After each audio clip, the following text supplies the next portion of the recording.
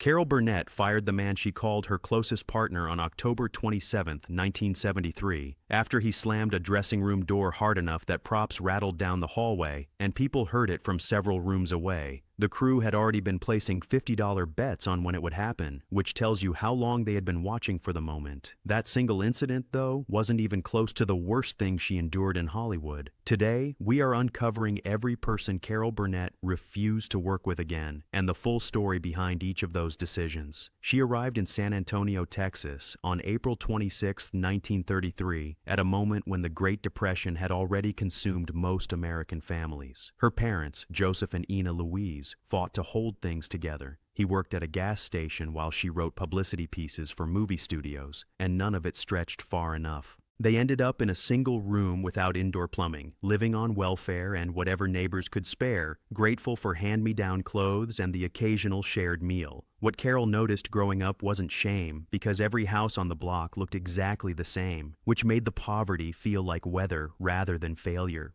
Her father's drinking worsened, her parents split when she turned 7, and her mother put her on a train to Hollywood to live with Nanny, as Carol always called her grandmother Mabel. The new apartment barely held a growing girl and a cousin who slept on a pull-out couch, and Hollywood looked bright from the outside. But inside those walls, the story was all tension and quiet worry. Watching adults collapse under pressures they couldn't name taught her that humor could soften fear and that some of the sharpest comedy grows in the darkest rooms a person is forced to live in. October 29, 1943, delivered the worst blow of her childhood. A cold telegram arrived at school carrying news that her father had died from alcohol-related heart failure, and she was 10 years old, with nobody around her who knew how to walk a child through grief that large. She tucked it away and moved forward, the way you do when you're young and there's simply no other option. That early experience would eventually become part of the warmth audiences felt in everything she made, a tenderness behind the comedy that people sensed even when they couldn't explain exactly where it came from.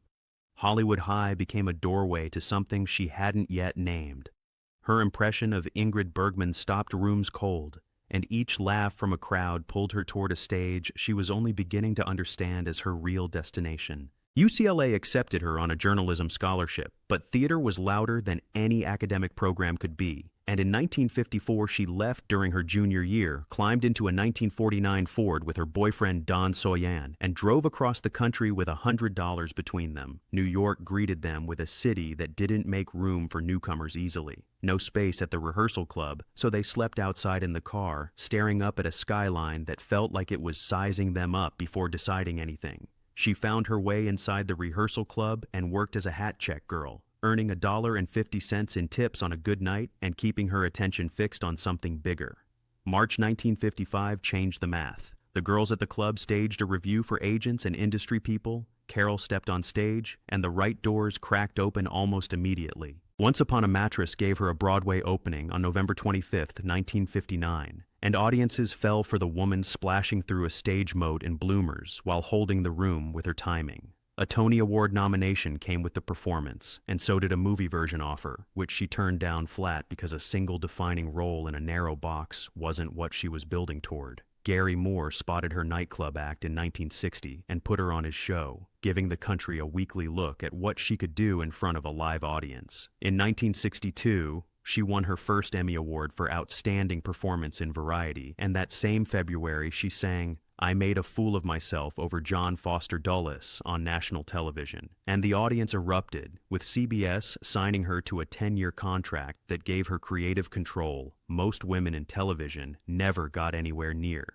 On May 6, 1963, she married producer Joe Hamilton, who had helped build her nightclub act into something with real momentum. 3 daughters arrived, Carrie in December 1963, Jody in January 1967, and Erin in August 1968. Fame didn't protect any of them from real pain, and Carrie, brilliant and bold, would later lose her life to cancer at 38 years old. The Carol Burnett Show launched on September 11, 1967, after she pitched CBS and insisted on doing it entirely her way. Harvey Korman came aboard after she put him through 12 auditions, a number that tells you exactly how carefully she chose who entered that room.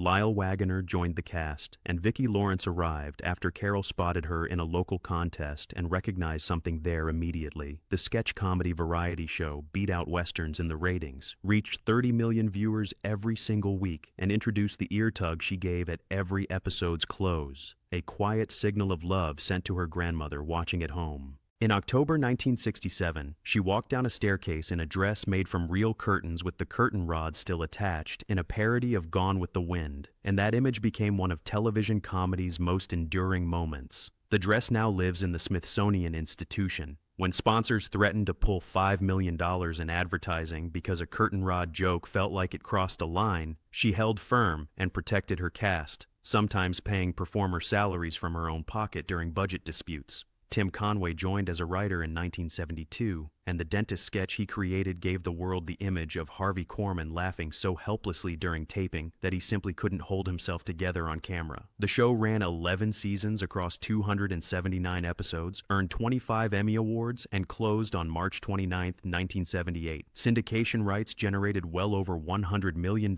in lifetime earnings. Jim Nabors appeared as the first guest of every season, showed up roughly 50 times total, and Carol sometimes covered his $5,000 per episode fee from her own pocket when the budget fell short, because loyalty mattered more to her than a line on a spreadsheet. Not everyone in Hollywood treated what she built with respect.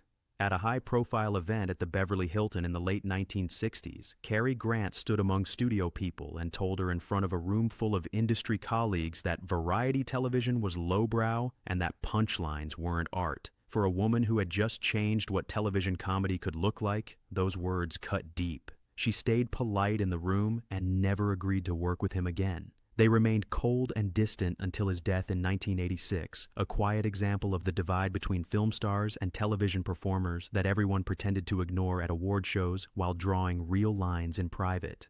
Marlon Brando delivered a different kind of damage. During work connected to the 1976 television project Annie, he called her at 3 a.m, opened with genuine praise for her talent, and then let the conversation turn explicit and graphic over the following 30 minutes. She shut it down and woke up the next morning to find the story already distorted in gossip circles. The timeline stretched past an hour and the details twisted further for entertainment value. Her team kept them separated at industry events after that. Decades later, in a 2025 interview, she named Brando among the 5 people who had hurt her most in Hollywood, alongside an unnamed CBS executive who allegedly cost her 2 film roles after her divorce. Harvey Korman built genuine magic with her for years, and then around the early 1970s, his mood became something the crew tracked the way you track the sky before a storm. When guest star Petula Clark offered a small suggestion during an October 1973 rehearsal, he snapped at her and nearly drove her off the set entirely. In another incident, he mocked Lyle Waggoner's bodybuilding poses in front of the staff until Waggoner visibly bristled. Crew members had begun describing him as impossible in private conversations, and the set that had once run on warmth and mischief began to feel like a minefield everyone had to navigate carefully before a single line of the sketch comedy was even rehearsed.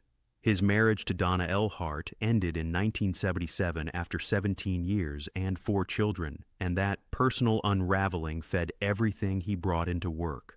By the middle of season 7, he arrived at salary negotiations demanding $15,000 per episode, more than anyone else on the cast. November 1972 gave the crew one of their clearest warning signs when an argument over too tight pants turned a routine wardrobe fitting into a scene people talked about for weeks. October 20th, 1973 brought him to rehearsal visibly hungover after skipping 2 script rewrites. The stage manager noting the smell of liquor. Crew members had started placing $50 bets on how much time he had remaining on the show.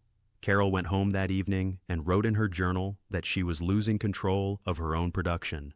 October 27th ended it. She walked to his dressing room after rehearsal, hoping to read the temperature and maybe cool something down. He snapped at her and slammed the door hard enough that props scattered down the hallway, and within minutes, she was on the phone with his agent at William Morris. Harvey was off the show after that night's taping. She went back to his dressing room and told him plainly that his behavior was destroying her performance and poisoning the production they had built together. 7 seasons of partnership ended in a hallway. She didn't want bitterness to be the final word. That weekend, she decided that if he returned, he had to demonstrate he understood what had broken. A plaque went up in the corridor reading, "Skip, whistle down the hall Monday." On October 29th, he showed up and did exactly that, skipping down the hallway, whistling while the crew watched and burst into laughter. That night at the CBS bar, he climbed onto the counter and announced that she had fired him, telling the story with enough pride and humility to show genuine respect for her backbone. He won the Emmy Award for Outstanding Supporting Actor in 1974. The Harvey Korman Show launched in 1977 and was canceled by CBS after 5 episodes, and he later called it the biggest mistake of his career. Harvey Korman died on May 29, 2008, at 81 years old, holding 15 Emmy Awards and a career that reached its highest points beside her. Carol stood at his memorial and told the room that the firing had deepened their respect for each other in ways nothing else could have accomplished. Joe Hamilton showed her a quieter and more calculated kind of damage.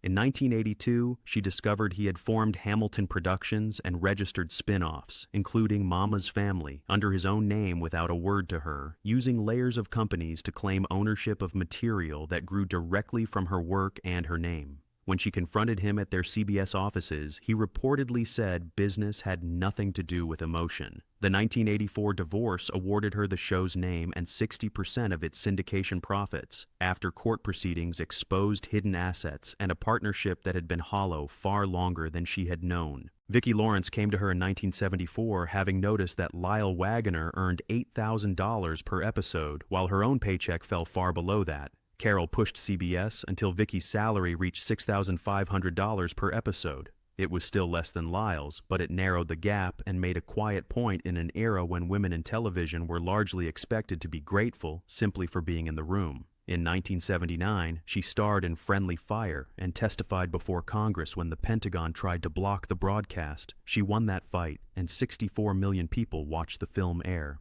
In 1980, she sold her La Jolla home for $2.8 million to escape paparazzi, who would not leave her family alone as Carrie faced serious health scares, choosing safety over real estate without a second thought. CBS picked up digital multicast rights for all 11 seasons of the show in 2018, and by early 2025, her YouTube channel accumulated 700 million cumulative views in just 3 months, with younger viewers finding her sketch comedy through phones and laptops and laughing at the same material their grandparents had watched on Saturday night television. The Presidential Medal of Freedom came in 2005, and the Mark Twain Prize for American Humor followed in 2013. A case of multiple sclerosis in the 1950s had left her unable to have biological children, something she rarely discussed publicly, and she adopted all 3 of her daughters. Her 2024 Primetime Emmy nomination for the television series Palm Royale made her the oldest woman ever nominated in a comedy acting category at 92 years old. By 2025, her net worth had grown to approximately $500 million,